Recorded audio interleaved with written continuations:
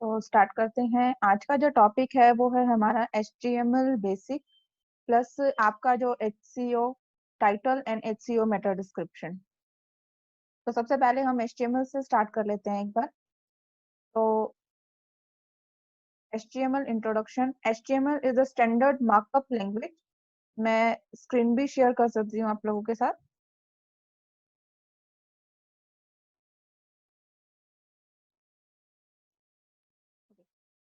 What is HTML? HTML is the standard markup language for creating web pages.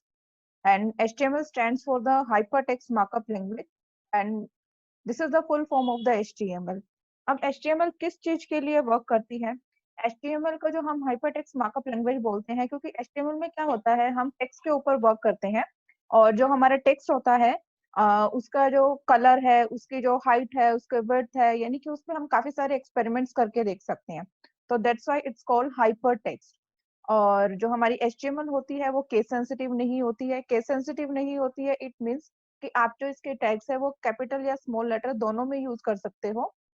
उसके regarding कोई issue नहीं रहेगा, वो दोनों केसेस में वर्क करेंगे। तो सबसे पहले यहाँ पे एक छोटा सा HTML का हम प्रोग्राम क्रिएट करके देख लेते हैं।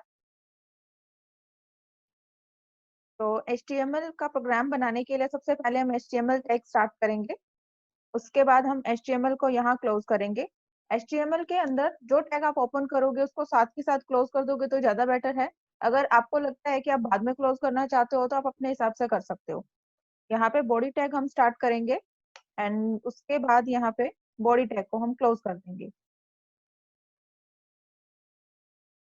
तो यहाँ पे एक सिंपल सा कंटेंट आप पास करना चाहते हो, लाइक हेलो HTML, तो वो आप पास कर सकते हो। एंड इस फाइल को हम सेव करेंगे। मेरे पास यहाँ पे HTML का फोल्डर है, मैं इसमें सेव कर रही हूँ। मैंने फाइल का नेम दिया test.html और इसको सेव कर दिया। जिस लोकेशन पे मैंने इसको सेव किया है उसी लोकेशन पे जाएंगे।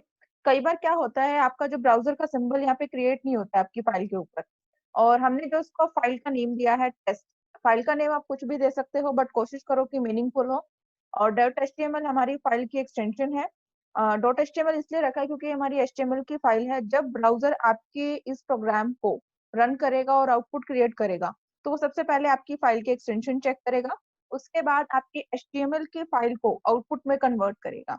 तो अगर आपकी जो यहाँ पे सिंबल है ब्राउजर का नहीं आ रहा है तो आप इसको सिंपली सिलेक्ट करके राइट क्लिक करोगे और इसको आप यहाँ करोगे ओपन विद। ओपन विद में आप कोई भी आपके पास जो ब्राउजर अवेलेबल है आप उसमें ओपन करके इसको रन कर सकते हो।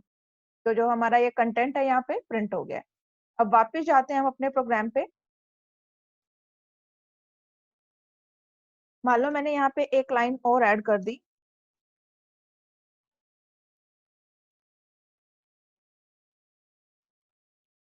टेस्टिंग डाटा,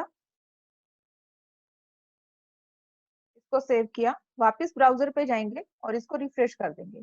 बट जो कंटेंट है आपका वो सेम लाइन में ऐड हो गया, बट हमने यहाँ पे नेक्स्ट लाइन में ऐड किया था। तो यहाँ पे हमें क्या करना पड़ेगा, अगर आपको ये कंटेंट नेक्स्ट लाइन में चाहिए तो आप यहाँ BR टैग अप्लाई करोगे। इसको सेव करके फिर से रिफ्रेश करेंगे हम इसको, और जो कंटेंट है वो हमारा नेक्स्ट लाइन में चला जाएगा।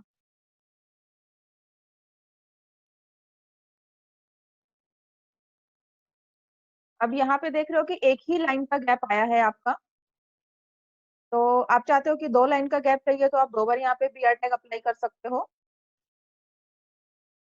फिर से सेव करके वापस ब्राउजर पे जाके हम इसको रिफ्रेश कर देंगे।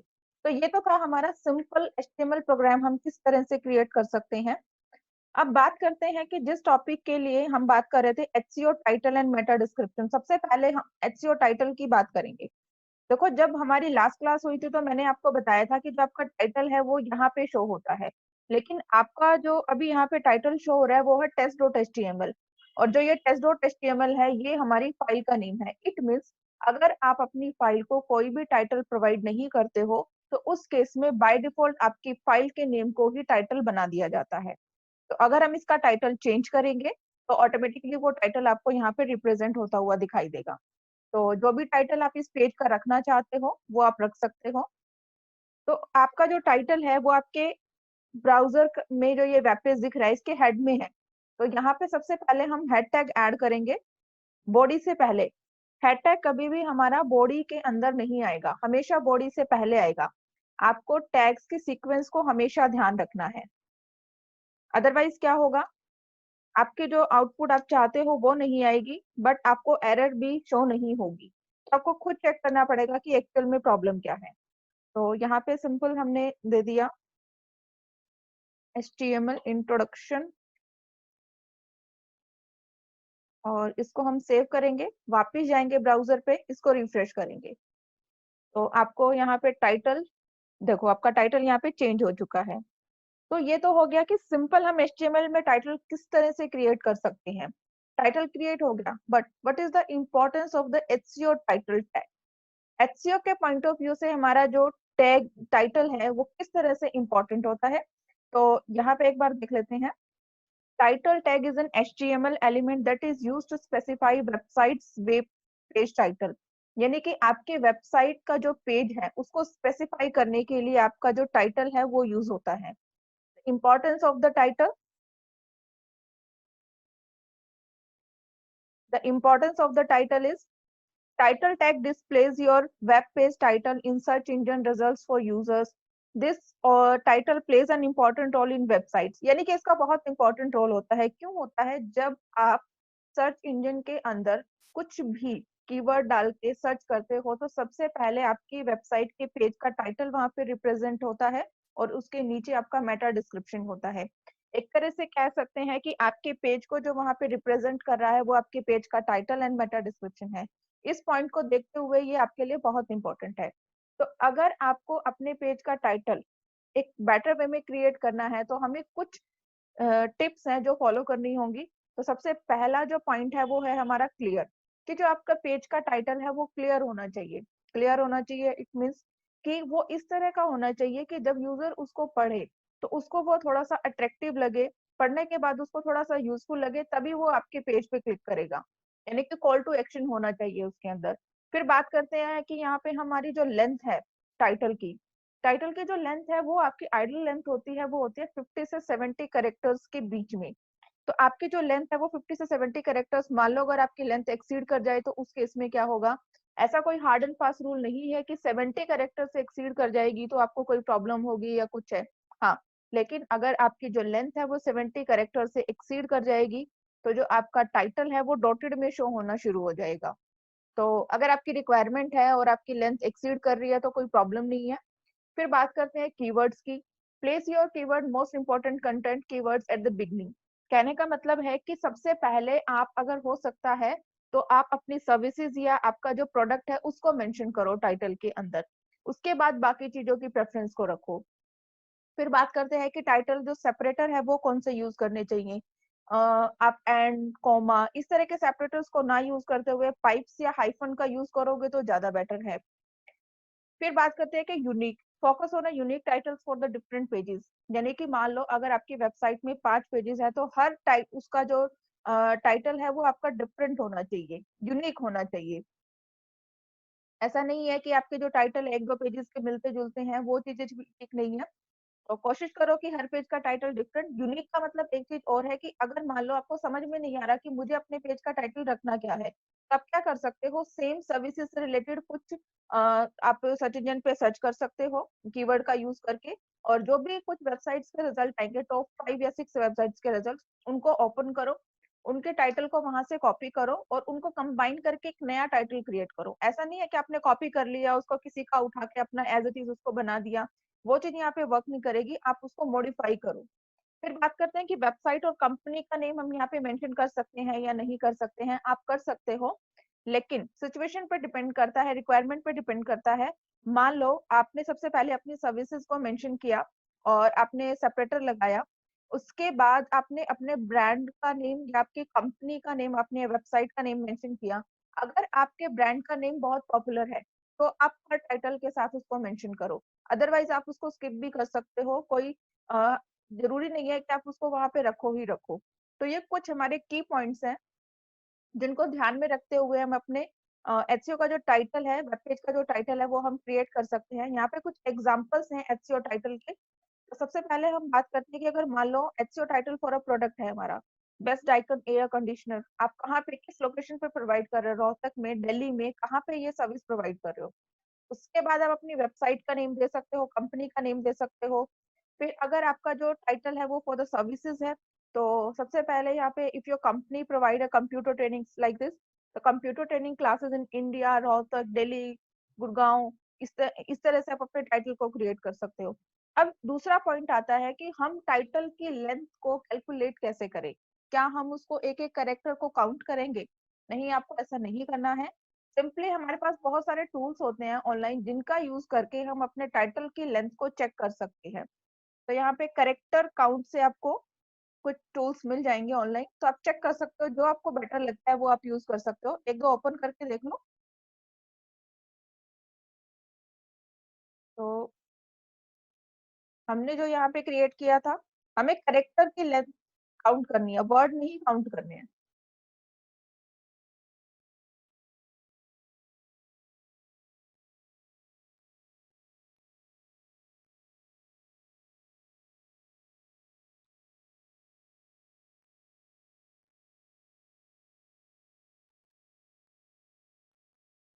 17 करेक्टर्स है, तो आप इसकी लेंथ को एक थोड़ा और बढ़ा सकते हो इस तरह से चेक करके।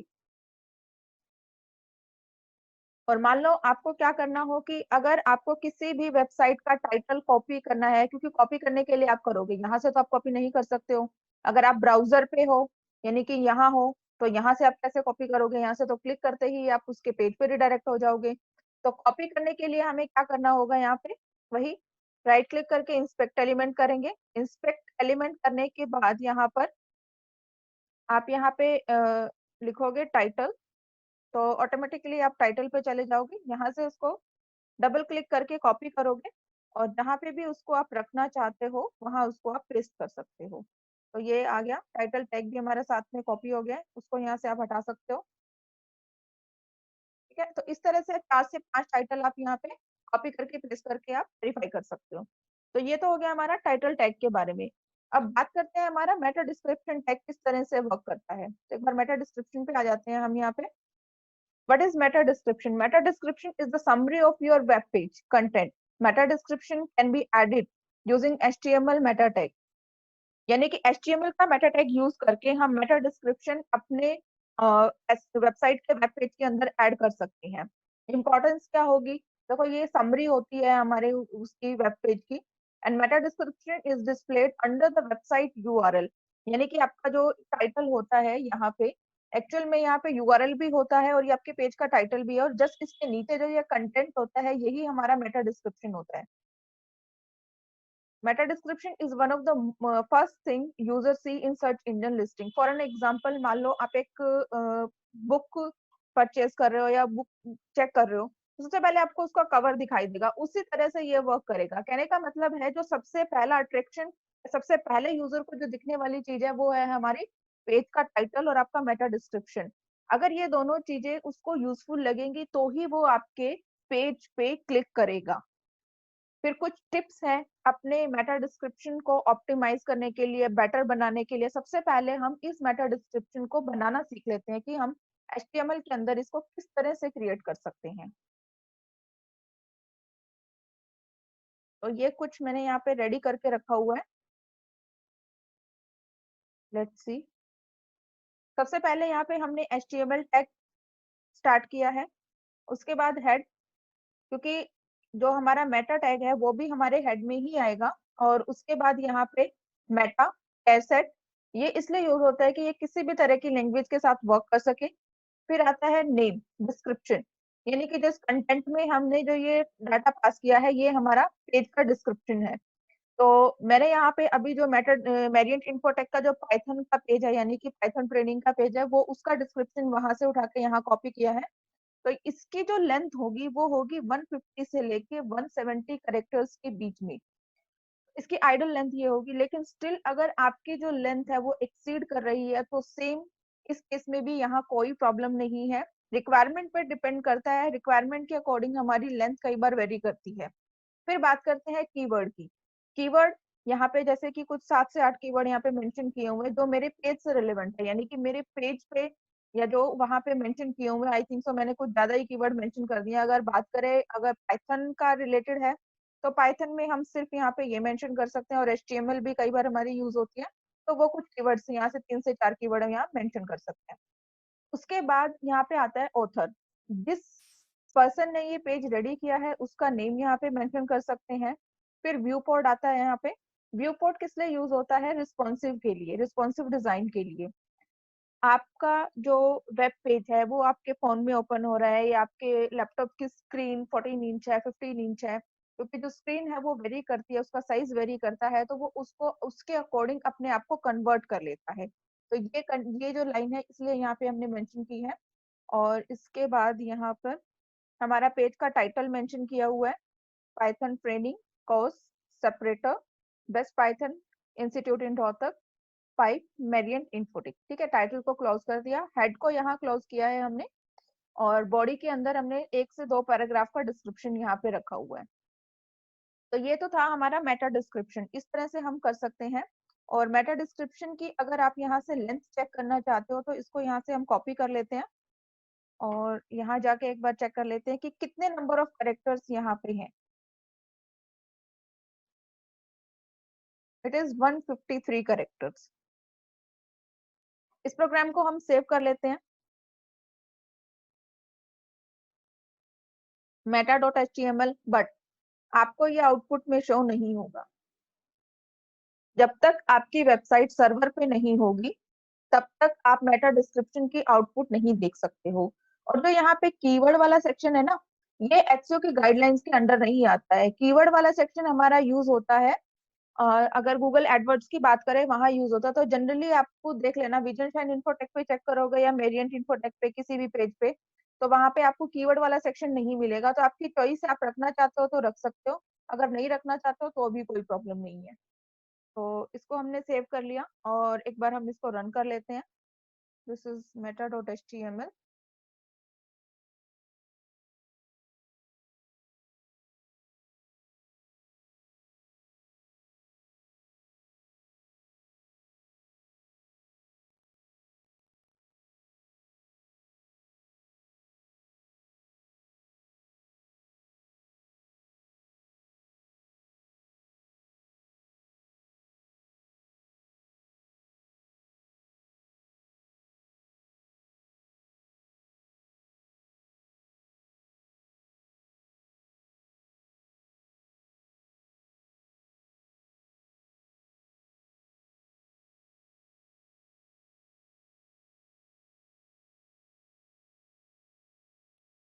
ओके, ये आपका आ गया। ये आपके पेज का टाइटल है। ये आपका जो डिस्क्रिप्शन में पे मैंने मेंशन किया हुआ था इकट्ठा आ गया। अगर हम कुछ टैग्स वगैरह का यूज करेंगे तो और बेटर आ जाएगा, बट अभी हमने एचटीएमएल से स्टार्ट किया है, तो उसके पॉइंट ऑफ व्यू से मान लो हमें नॉलेज नहीं है, तो अभी के लिए ठीक है, धीरे धीरे हम इसको इम्प्रूव करेंगे।